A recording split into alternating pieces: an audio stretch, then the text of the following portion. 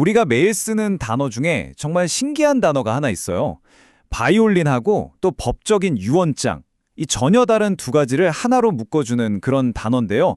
오늘 바로 그 놀라운 단어, instrument의 세계로 여러분과 함께 떠나보려고 합니다. 자, 한번 생각해 보세요.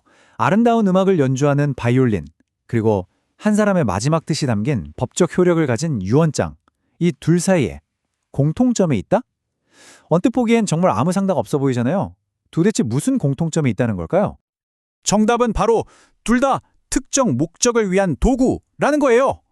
정말 놀랍죠? 음악을 만들기 위한 도구, 또 유산을 나누기 위한 도구, 결국 뭔가를 이루기 위한 수단이라는 점에서는 똑같다는 거죠. 바로 이 간단한 개념이 오늘 우리가 파헤쳐볼 인스트루먼트의 가장 중요한 핵심입니다. 네, 맞아요.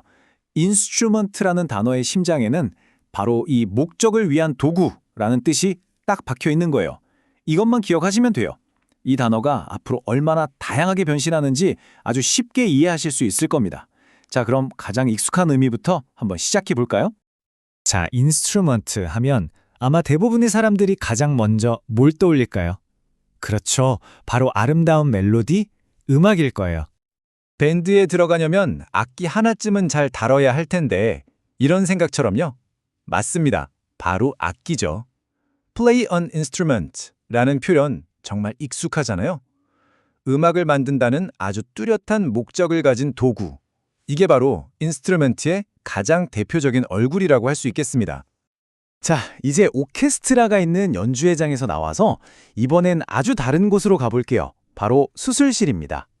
인스트루먼트는 음악의 세계를 넘어서 이렇게 아주 높은 정밀함이 필요한 곳에서도 쓰이거든요. 모든 수술 도구는 수술 전에 반드시 소독해야 합니다. 이 문장에서처럼요. 생각해보세요. 의사가 쓰는 메스 같은 surgical instrument들. 이건 사람의 생명을 다루는 도구잖아요. 그러니까 그냥 도구가 아니라 정밀함이라는 아주 중요한 의미가 여기에 추가되는 거죠. 이런 정밀함이라는 개념은 과학 실험실에서도 똑같이 적용돼요. 그 실험실은 아주 정밀한 기기만 사용해서 실험을 진행합니다. 이런 식으로요. 아주 작은 오차도 허용되지 않는 그런 실험에서 쓰는 도구들, 이걸 바로 precision instrument, 즉 정밀기기라고 부르죠. 여기서는 인스트루먼트의 목적이 바로 정확성이 되는 겁니다. 사실 이런 인스트루먼트는 우리 주변에서도 아주 쉽게 찾아볼 수 있어요. 예를 들면 온도계. 온도계는 측정 도구입니다. 네, 맞아요. 온도를 재는 온도계, 길이를 재는 자. 이런 것들이 전부 메저링 인스트루먼트거든요. 모두 측정이라는 아주 명확한 목적을 가진 도구들이죠. 자, 이제부터가 진짜 재밌어지는 부분입니다. 지금까지 우리가 본 인스트루먼트는 전부 눈에 보이고 손으로 만질 수 있는 것들이었잖아요. 그런데 이제부터는 손에 잡히지 않는, 보이지 않는 도구의 세계로 들어가 볼 거예요. 자, 이 화면을 한번 보세요. 왼쪽은 우리가 방금까지 얘기했던 외과 의사가 쓰는 그런 물리적인 도구죠. 그런데 오른쪽을 보세요. 그의 조언이 우리의 성공에 인스트루멘털했다.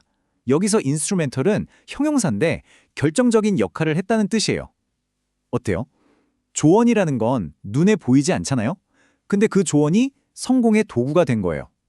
명사에서 형용사로 바뀌면서 의미가 확 추상적으로 변한 거죠. 그래서 be instrumental in something 이라는 표현을 정말 많이 써요. 뭐 하는데 결정적인 역할을 했다는 뜻으로요. 이 문장에서도 보세요. 그의 시기적절한 조언은 거래를 성사시키는데 결정적인 역할을 했습니다. 바로 그 조언이라는 보이지 않는 것이 거래 성사라는 목적을 이루게 한 핵심 도구가 된 셈이죠. 그리고 이 개념은 여기서 더 커질 수도 있습니다. 개인의 조언 수준을 넘어서 아예 거대한 조직 전체가 인스트루먼트가 되기도 하거든요. 예를 들어 군대는 독재 정권에 의해 종종 권력의 수단으로 이용되었습니다라는 문장처럼요. 군대라는 조직 자체가 권력을 유지하기 위한 도구, 즉 an instrument of power가 된 거죠. 정말 거대한 스케일의 추상적인 도구라고 할 수 있겠네요. 자, 이제 인스트루먼트는 우리 사회를 움직이는 아주 크고 중요한 시스템, 바로 법과 금융의 세계로까지 확장됩니다. 여기서는 또 어떤 의미로 쓰일까요? 먼저 법의 세계를 보죠. 여기서 instrument는 바로 문서를 뜻합니다. 유언장은 자산 분배를 규정하는 중요한 법적 문서입니다. 여기서 말하는 법적 문서가 바로 legal instrument예요. 유언장은 고인의 뜻에 따라 재산을 나눈다는 목적을 달성하게 해주는 아주 강력한 법적인 도구인 셈이죠. 그럼 복잡한 금융시장에서는 어떨까요? 여기서도 instrument라는 말을 쓰는데요. 주식과 채권은 금융상품의 일반적인 예입니다. 네, 이때 금융상품이 바로 financial instrument입니다. 자본을 투자하고 또 불리기 위한 목적으로 거래되는 아주 중요한 도구들이 바로 주식이나 채권인 거죠. 자, 그럼 여기서 궁금한 점이 생길 수 있어요. instrument랑 비슷한 단어인 tool과는 뭐가 다른 걸까요? 표를 보시면 툴이 망치처럼 좀 더 일반적인 손으로 하는 작업에 쓰는 도구를 가리킨다면 인스트루멘트는 의미가 좀 더 넓어요. 수술 도구나 과학기기처럼 정밀함이라 전문적인 기술이 필요한 경우에 주로 쓰이죠. 그래서 이렇게 생각하면 쉬워요. 모든 인스트루멘트는 툴이라고 할 수 있지만 모든 툴이 인스트루멘트인 건 아닌 거죠. 뉘앙스 차이가 좀 있죠? 자, 오늘 정말 긴 여정을 함께 했는데요. 이제 한번 정리해보면서 이 개념을 우리 삶에 적용해 볼까요? 인스트루먼트, 나는 이 한 단어가 어떻게 변해왔는지 한번 되짚어 보죠. 처음엔 친숙한 음악, 악기에서 시작했죠. 그러다가 정밀한 수술, 도구로 넘어갔고 더 나아가서는 프로젝트 성공에 결정적인 역할을 하는 추상적인 개념이 됐어요. 그리고 마지막에는 사회 시스템을 움직이는 법적, 금융 증서까지. 정말 대단한 여정 아니었나요? 이렇게 겉모습은 계속 바뀌었지만 이 모든 의미를 관통하는 핵심 아이디어는 딱 하나였어요. 기억나시죠? 바로 특정 목적을 달성하기 위한 도구라는 것. 이것만 기억하시면 오늘 내용은 완벽하게 이해하신 겁니다. 마지막으로 여러분께 이 질문을 하나 던지면서 마무리할까 합니다.